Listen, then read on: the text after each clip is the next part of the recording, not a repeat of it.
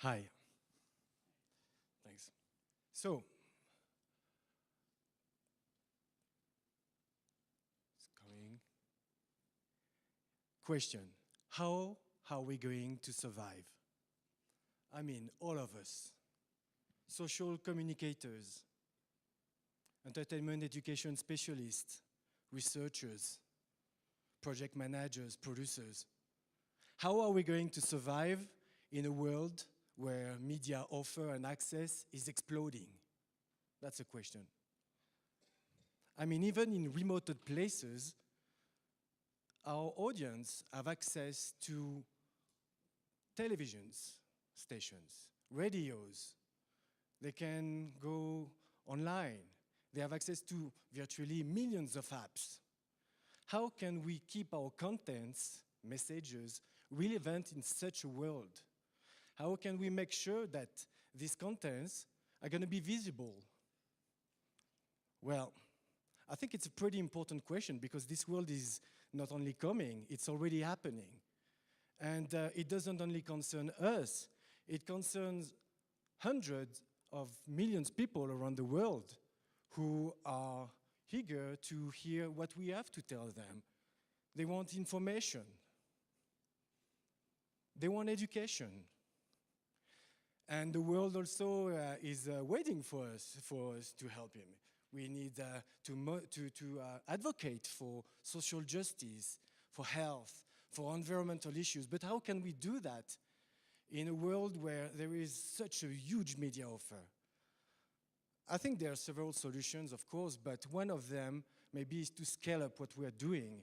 And in order to do that with our budget constraints, maybe one way to do it could be to sell our content to the media. Why? Well, because, you know, if the media buy your content, instead of having us buying airtimes, it means that the media is pretty sure that this content is going to be of interest for its public.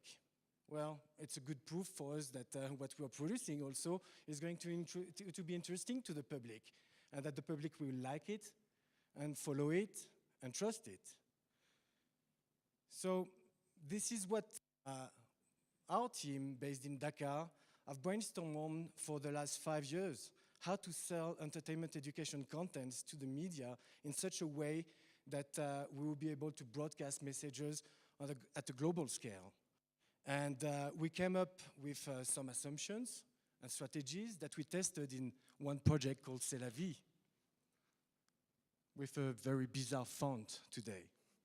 Well, C'est la vie basically is a TV soap opera made of 26 episodes of 26 minutes, and it tells the everyday life of health workers who are working in a health center in a popular district in a big African city. And this way, we're conveying messages on reproductive health, maternal and child health, and gender violences and other issues. And of course, we produced C'est la vie basing our work on entertainment education best practices.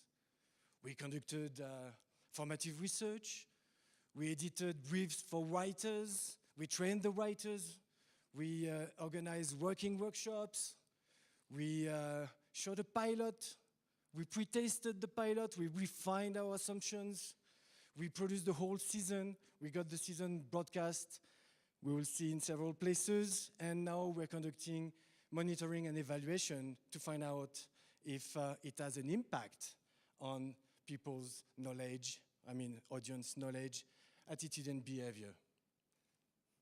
But the results so far that I can share with you is that the show that we have produced, we sold it to 2 Pan-African TV networks and to more than 40 local television stations, which means that at the very least, we have 1,083 hours of free TV. So not only we're not paying to get the message across, but we got those television stations to pay for the show. And, you know, 25% of the overall budget has been paid by the television stations. This is a cost, at the very least, this is what we have calculated with those television stations, of no more than $0.05 per person who are going to watch the show across Africa. And also, we have received funding to dub the show in English, which means that tomorrow, hopefully very soon, because the show is already dubbed, we'll be able to broadcast it in East Africa and Central Africa, and not Central Africa, but English-speaking Western African countries.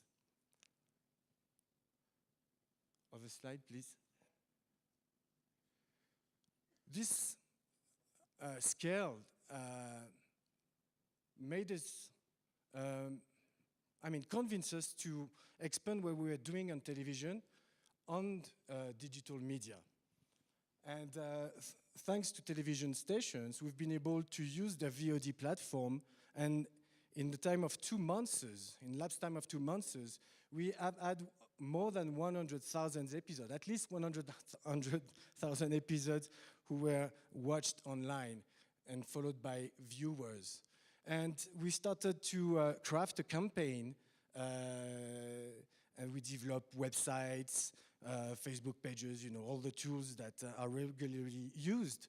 But most of the time when I develop websites, I have 100, 200 daily visits, and that's already a lot, and I'm already happy. But this time it was more than 1,900 pages seen each day, and this is without any funding and without any promotion that we did. So imagine tomorrow when we will start, when the show will be broadcast in the countries, when we will start promoting this. And please. So this was made possible through co-production. And I think that this is a public-private approach that could be duplicated. Not only we have been building up the project with an NGO called RAES, an NGO that has been specializing in social communication for West Africa and French-speaking Africa over the last 10 years, but to discuss with televisions and to convince them to buy the show. We have created a production company who speaks the language of the media, who have the skills to organize such a big production like it is to produce 26 episodes that you're going to broadcast all over Africa. You need skills, production skills. You need partners. You need money that only a production company can have access to. And this co-production allows us to create high-quality, relevant, we hope, entertainment education content.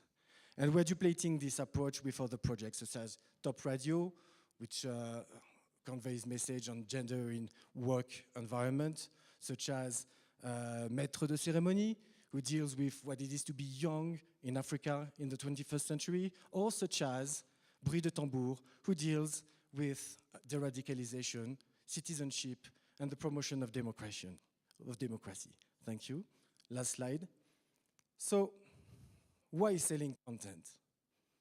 Well, I think it's not only we can, so we should, but also it's important. It's important because now that we have reached this momentum where the show is broadcast in more than 40 countries, we can decline. We have created a brand, we have created positive role models, and we have gained the trust of funders, and we can decline this approach through all this circle, which is that we are adapting the show for the radio format, which is that we are developing discussion guides to be discussed through talk shows on the radio or on TV or at the community level with our partners, which means that we are developing strategies. We have last summer developed a serious game on YouTube. We've developed a web environment and digital marketing. And also, I think it's important because when we buy airtime instead of selling content, we kill jobs. Isn't it ironic? I think we're not here to kill jobs, but to create development, engage people in development. But yeah, because if you buy airtime, airtime is not available anymore to local producers. And sometimes even the bad behavior, our bad behaviors, well, local producers, it impeaches them from selling their shows to televisions, radio stations, whatever the media is. And well, I think we should start by changing these bad behaviors of ours and by competing in the professional world and selling our contents because we should be proud of them. Thank you.